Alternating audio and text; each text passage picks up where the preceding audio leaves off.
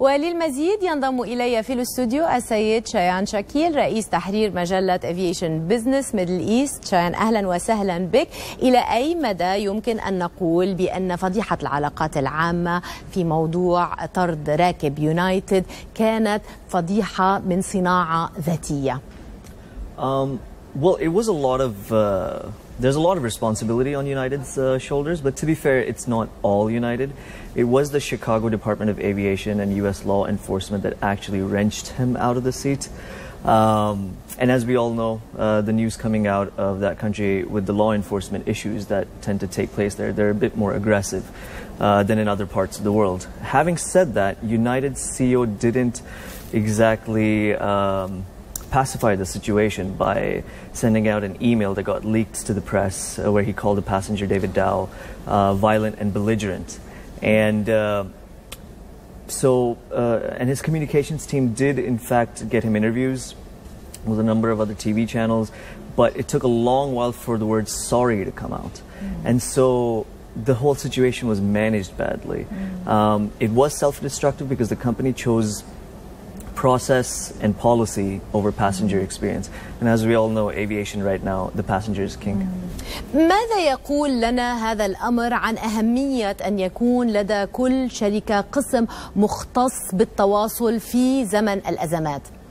Oh yeah, crisis communications, especially in aviation, is maybe one of the most important things to consider. And they do have really world-class PR teams, communications teams. What we have noticed with United Airlines, at least, is that because of the company's ethos, where it tries to stick to policy, it has been the subject of quite a lot of derision in the press.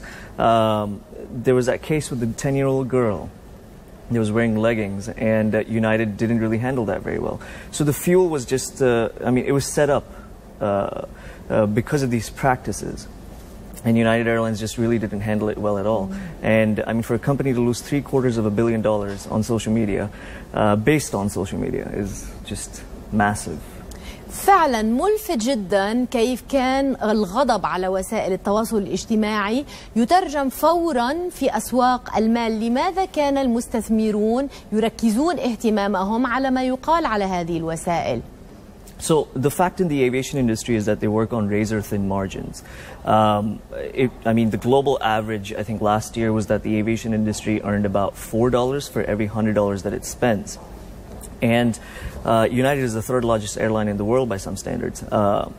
For it to continue filling those seats on the planes, it has to work on passenger experience. Now, unlike the Middle East airlines, which offer a premium proposition, so that makes passenger experience really quite easy to work on, because you can work on in-flight standards and things like that. American Airlines have been cutting costs for quite a while, and so if the passenger experience gets affected and the passenger doesn't feel like the king anymore, then the airline won't be able to fill its seats. That'll automatically translate into business results. And so we saw that the investors and traders were pricing that in to United's stock price, and they always overreact, but it was the first time that we might have actually seen such a massive impact, and it directly affects the CEO's job, which is to protect shareholder wealth.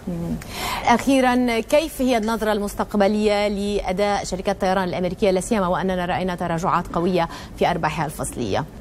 We have. The outlook for the aviation industry as a whole is going to be tough and challenging. I think IATA forecasted Middle East Airlines itself themselves would lose about $600 million in profit this year.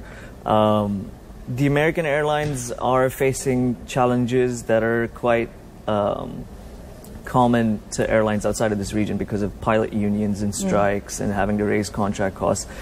Oil is on a slightly upward trajectory. It's working its way up, so that's why their profits have dropped, Delta and the other American airlines. But United's last earnings, I think they were projecting to increase passenger capacity on the plane, which will be interesting to see because they can't. This incident happened April 11th, so it wasn't factored into the Q1 results. So let's see how that comes out. But I expect that they're going to have some work cut out for themselves. شيان شكيل رئيس تحرير افيشن بزنس ميدل ايست، شكرا جزيلا لك.